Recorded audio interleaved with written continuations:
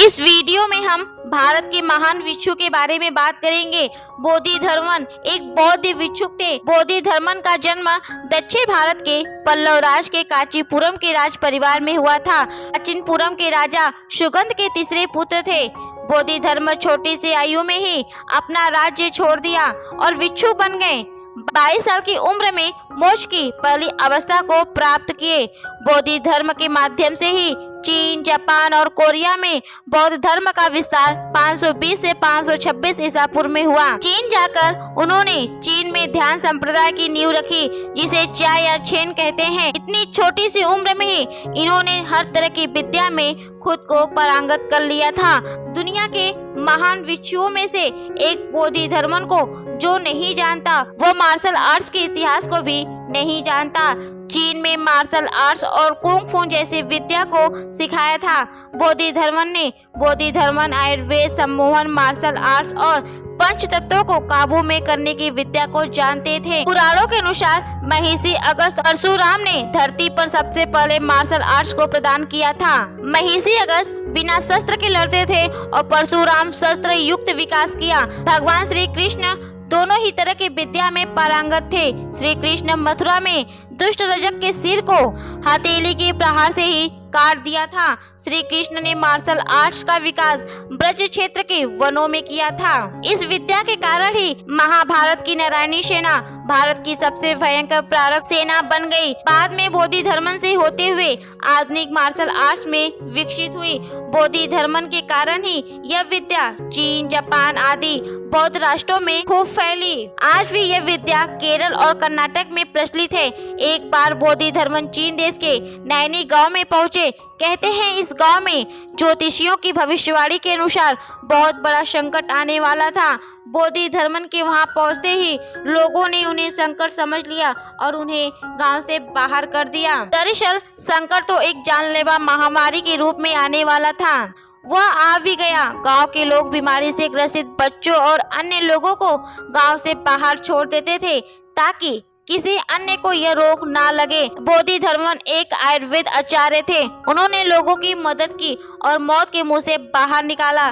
फिर लोगों ने समझा यह संकट नहीं बल्कि संकट हरता है। एक संकट खत्म होते ही गांव पर दूसरा संकट आ गया। कुछ लुटेरों ने गांव पर हमला कर उन्हें मारने लगे। गांव वाले समझते थे बोधिधर्मन सिर्फ चिकित्सक पद्धति में ही माहिर हैं, लेकिन वह यह नहीं जानते थे कि बोधिधर्मन एक प्रबुद्ध, सम्मोहनविद और चमत्कारी व्यक्ति थे। वे प्राचीन भारत में कालरिप्त विद्या में भी पारंगत थे, जिसे आजकल मार्शल आर्ट्स कहा जाता है।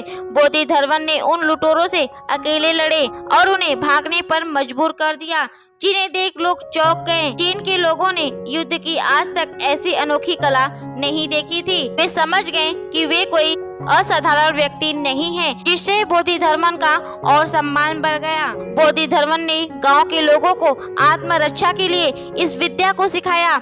जब बोधिधर्मन भारत जाने की इच्छा जताए तब ज्योतिषियों ने गांव पर फिर से संकट आने की भविष्यवाणी की। गांव वालों ने निर्णय लिया बोधिधर्मन को यहीं रुकना होगा। किसी कीमत पर उन्हें जिंदा या मुर्दा रोकना होगा।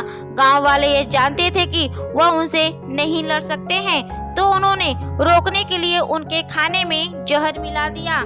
उनके पूछे जाने पर तुम लोगों ने ऐसा क्यों किया? उन्होंने कहा आपके शरीर को यहीं दफना दिया जाए तो हमारा गांव संकट मुक्त हो जाएगा। उन्होंने गांव वालों की बात स्वीकार कर ली। जहर मिला हुआ भोजन बड़े चाव से खा लिया। भारतीय गुरुओं में 28वें गुरु थे बोधिधर्मन। ओशो के अनुसार बौद्ध धर्म के ज्ञान को भगवान बुद्ध ने महाकश्यप से कहा।